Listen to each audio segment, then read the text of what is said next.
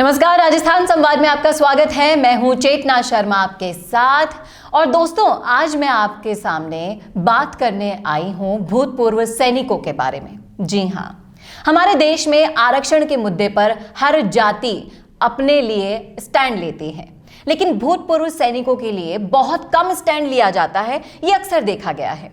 आज हमारे साथ इन सब मुद्दों पर चर्चा करेंगे हम भूतपूर्व सैनिकों के बारे में, उनके बारे में सब चीजें डिस्कस करने वाले हैं, क्योंकि आज हमारे साथ स्टूडियो में मौजूद हैं भूतपूर्व सैनिक समिति के अध्यक्ष और रिटायर्ड कर्नल देवानंद सर जी। सर, आपका बहुत बहुत स्वागत है। थैंक यू चेतना जी, नमस्कार मेरी तरफ से। सर, मैं आपसे जानना चाहूंगी कि एक सैनिक देश के लिए अपनी जान तक की परवाह नहीं करता, लेकिन हमारी सरकार की तरफ से उनके लिए कई सारी सुविधाएं दी गई हैं, लेकिन असल में ग्राउंड लेवल पर आप इस समिति के अध्यक्ष हैं, तो क्या सच में वो सुविधाएं इन्हें मिल पाती हैं? देखिए चेतना जी, आज मैं राजस्थान के जयपुर में मौजूद हूं और आपके स्टूडियो में मौजूद हूं। बताना चाहूँगा कि हाल ही में एक ऐसा राजस्थान में एक इशू चल रहा है जो भूतपूर्व सैनिक आरक्षण। अब सैनिकों के आरक्षण भी होने लग गए। इतना कॉम्प्लिकेटेड उसको सरकार ने कर दिया है, जिसका मैं मानता हूं एक परिणाम आने वाले समय में गंभीर हो सकते हैं। वो मामला क्या, मैं आपको बताना चाहूँगा। देखिए चेतना जी, हम सब जानते हैं, देशवासी जानते हैं कि भारतीय सेना में जब सैनिक जाता है तो 18-19 साल का जवान जाता है और उसको 30-35 आयु में उसको, क्योंकि भारतीय सेना में जवान चाहिए तो उनको सेवा से सेवानिवृत्त कर दिया जाता है, जो छोटी मोटी जो उनको पेंशन दे करके जवान उम्र के अंदर भेज दिया जाता है। नौ ये सदियों से हमारे 47 से चला आ रहा था, पर भारत सरकार ने और प्रदेश सरकारों ने 1988 के अंदर एक अधिनियम लाए, जिसके अंदर इनके पुनर्वास की योजना बनाई गई।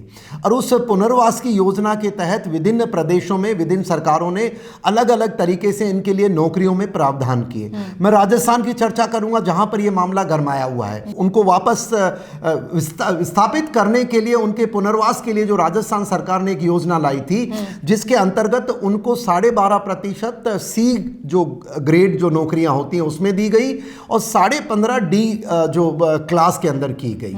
ये नौकरियां चल रही थी। अब देखिए होता क्या है, जब भी सैनिक होता है, हम सब जानते हैं सैनिक राष्ट्र की धरोहर है, ना किसी प्रदेश की है, ना किसी जाति की है, ना किसी व्यक्ति की है, और ना किसी राजनीतिक पार्टी की है। और सैनिक की कोई जाति नहीं हो सकती, ऐसा मैं नहीं, मैं एक सैनिक होने के नाते नहीं, मैं मानता हूं हर देश का नागरिक मानता है कि सैनिक की जाति नहीं हो सकती। सैनिक एक भारत माता का सैनिक है। जी बिल्कुल। अब क्या होता था कि जब ये सैनिकों के नाम से जितना प्रतिशत ये लोग नौकरियों में जगह देते थे, क्योंकि पुनर्वास की योजना थी जी, खेल कोटा भी होता है इनका अलग से, तो ये सब चीजें बिल्कुल बिल्कुल। तो जब ये नौकरियों में हर प्रकार के प्रदेश की नौकरियों में एक 12.5% ये कोटा इन्होंने फिक्स किया।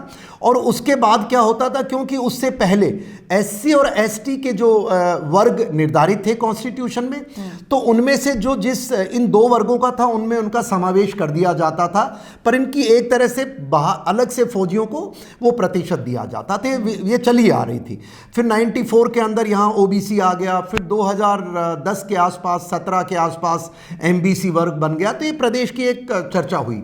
अब हाल में 7 दिसंबर को एक सरकार ने फरमान पास किया है। उस फरमान में 1988 के जो ऑर्डर था उसको कैंसिल करते हुए बोल दिया गया कि सैनिक को जातिगत आरक्षण दिया जाएगा। और इसको लेकर के प्रदेश के पूरे सैनिक रोष में हैं। प्रदेश के जो राष्ट्रभक्त लोग हैं वो भी रोष में है कि पहली बात तो तुम सेना को जाति की कैसे बांट सकते हो। मैं चेतना जी आपको बताना चाहूं, सेना में कुछ लोग कहते हैं जाट रेजिमेंट, राजपूत रेजिमेंट, गुरखा, वो एक पुराना तरीका चला आ रहा है, पर सेना में जाति किसी की कोई नहीं होती है। जब हम रिटायर होते हैं चेतना जी, एक आई कार्ड मिलता है हमको, कार्ड आइडेंटिटी, उसमें भी हमारी जाति नहीं लिखी जाती। हाँ, पर अब रिटायर हो गए। जब हमारा जो एक तरह की जो प्रथा चली आ रही थी, उसको राजस्थान सरकार ने अब जातिगत कर दिया, जिसको लेकर के पहली बात तो है कि सैनिक की जाति करना जघन्य अपराध मानता हूं मैं। वो मेरी गहलोत सरकार से क्योंकि गुजारिश है कि इसको वापस लिया जाए। दूसरी चीज, इससे नुकसान क्या हो रहा है कि एक चीज और सैनिकों की समस्या इसी में थी। अब जो नौकरियां करते हैं साहब, एक 20 वर्ष का बच्चा तैयारी करता है, उसका लेवल बहुत ऊंचा होगा। एक बुजुर्ग व्यक्ति 30 वर्ष जो सेना में हथियार चला रहा है, गोला बारूद चला रहा है, आज सियाचिन के अंदर है, कल चाइना बॉर्डर पे है, परसों कहीं है, वो इनका मुकाबला नहीं कर सकता। जो न्यूनतम मार्ग की जो जो इसके अंदर एक सीमा रखी है, मैं सरकार से बोलूँगा उसको भी कम करे। और इसी को लेकर के जिस प्रकार से राजस्थान में अब हमारी एक संघर्ष समिति है, उसके मार्फत आंदोलन हो रहा है। और आपको भी पता है कि हमने ज्ञापन कई दिनों में दे रहे हैं, राहुल गांधी जी को दिया, अभी आज 3 लोगों को दिया है। तो मैं मानता हूं सरकार को इस पे कुछ करना चाहिए। आपके सहयोग के लिए भी मैं अभिनंदन और धन्यवाद करना चाहूँगा। जी बिल्कुल सर, मैं यहाँ पर आपसे पूछना चाहूंगी कि अभी अभी जैसा कि आपने बताया कि इसको जातिगत आधार पर बांटा गया है, आप इस समिति से जुड़े हुए हैं, तो आपके जैसे कई लोग आपकी समिति में होंगे। जी बिल्कुल। और क्या कहना है उनका, क्योंकि वो अगर मान लीजिए कि एक फौजी है, एक सैनिक है, वो अपनी माँ के लिए शहीद हो जाता है, भारत माँ के लिए, उसके पीछे उनका जो परिवार रह जाता है, उसको संभालने के लिए कोई ना कोई नौकरी या फिर इन चीज़ों की ज़रूरत होती है। तो क्या ये धरातल पर है कि हाँ भाई उनको नौकरी दे दी जाने की घोषणा तो की जाती है, क्या उन्हें सच में या हकीकत में वो सुविधा मिल पाती है जिसके वो हकदार हैं? जी, आपने बहुत अच्छी बात कही है कि सैनिकों को लेकर के जिस प्रकार की ये सारी चर्चाएं होती हैं, मैं देश का अभिनंदन हूं कि देश हमें प्रेम करता है। पर देश का प्रेम एक जगह है, पर जब किसी सैनिक की मौत हो जाती है, चेतना जी मैं आपको बता दूं 5 वर्ष से मेरा इस संघर्ष सेंट्रल गवर्नमेंट और हमारा स्टेट गवर्नमेंट से चल रहा था कि भाई जब बाकी सरकारी नौकरियों में किसी भी सरकारी कर्मचारी की मौत किसी भी कारण हो जाती है तो उसके परिवार के लिए अनुकंपा नौकरी का प्रावधान है।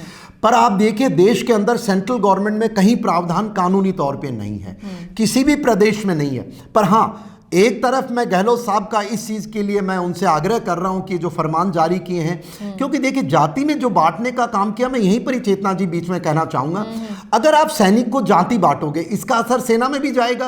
तो कल तो ये लोग कह देंगे कि भाई आपका जो सेना का ओबीसी का अलग, एसटी का अलग, एमबीसी का अलग, और ये चारों हैं, तो राजस्थान के बॉर्डर पे कह दिया जाएगा कि 100 किलोमीटर एससी संभालेगा, 50 किलोमीटर एसटी संभालेगा और 200 किलोमीटर ओबीसी। तो ये तमाशा ये इस तरह है, देश के लिए घातक है, सुरक्षा के लिए घातक है, राष्ट्रवाद के लिए घातक है। तो ये वापस लेना पड़ेगा। आपने कहा कि जो जिस प्रकार की नौकरियां की हमें घोषणा की जाती है, बड़े बड़े वादे किए जाते हैं, मैं ये मानता हूं कि जमीनी स्तर पे कुछ इसको लागू किया गया है और कुछ आदेश भी पारित हुए हैं, पर पूर्णतः इसका आदेश का पालन नहीं हो पाता है और समस्याएं ज्यों की त्यों बनी हुई है। पर मैं यहाँ गहलोत साहब को अभिनंदन करना चाहूँगा, धन्यवाद करना चाहूँगा कि ये प्रदेश की पहली सरकार है इस राष्ट्र की, हमारे भारतवर्ष की, जिसने एक कानून पास करके अब कोई भी सैनिक की अपनी सेवा काल के दौरान मौत हो जाती है तो उसके परिवार के लिए, उसके आश्रित के लिए अनुकंपा नौकरी का प्रावधान की घोषणा की है। बधाई की पात्र है। पर इस घोषणा के साथ साथ मैं आपको कुछ मेरे चंद एक दिनों पहले का किस्सा सुना दूं। मैं भरतपुर की तरफ से आ रहा था, वहाँ एक सैनिक की युद्ध के दौरान मौत हो जाती है और उसको लेकर के जिस प्रकार से इसका प्रताड़ित किया गया था, वो मैं मानता हूँ अखबारों में भी वो किस्सा आया था। तो अब एडमिनिस्ट्रेशन को संवेदनशील होना पड़ेगा। सरकार तो कानून बना देती है, पर मेरे अधिकारियों से, इन तंत्र के लोगों से आग्रह है कि थोड़ा हमें उस प्रेम के भाव से देखें, क्योंकि हम सामाजिक ताने बाने को नहीं समझ पाते हैं। और एक व्यक्ति, आप बताओ, जो पहाड़ियों में अपना जीवन बिता के आता है या समुद्र के अंदर जीवन, एक पनडुब्बी के अंदर 6-6 महीने वो समुद्र के अंदर आसमान भी नहीं देखता है, एक व्यक्ति जो टेररिज्म इलाके से रहता है, तो उनके साथ थोड़ा सा एडमिनिस्ट्रेशन और लोगों को इस नज़रिए से देखना चाहिए कि जब ये वापस लौट के आते हैं, इनको आपके प्रेम की जरूरत है, ना कि इस चीज की जरूरत है कि उनका विरोध किया जाए। सरकारें भी ऐसा काम करें जातियों में बांटने वाला, गलत है, ऐसा नहीं होना चाहिए। जी बिल्कुल, ये तो आपने बिल्कुल सही कहा कि एक जो सैनिक है वो सिर्फ और सिर्फ सैनिक ही होता है, उसकी कोई जाति नहीं होती, और सब एकजुट होकर अपनी भारत माँ के लिए अपनी जान तक न्यौछावर कर देते हैं। तो ऐसे लोगों के लिए सरकारों को संवेदनशीलता जरूर दिखानी चाहिए, और जो ये आरक्षण का मुद्दा है इस पर भी ध्यान देने की जरूरत होनी चाहिए।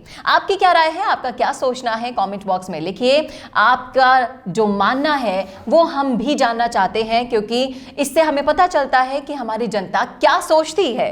तो आपकी राय लिखना मत भूलिएगा कमेंट बॉक्स में। कोई सुझाव है तो जरूर दीजिएगा, और इसी तरह के वीडियोस के लिए बने रहिए राजस्थान संवाद के साथ। नमस्कार।